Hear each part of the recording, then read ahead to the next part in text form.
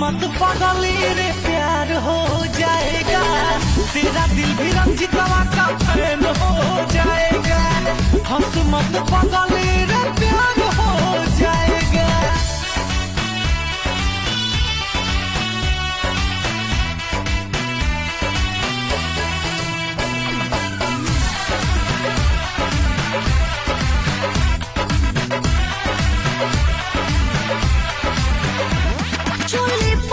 घुमा बचनी करो छेड़खानी चट जाए चश्मा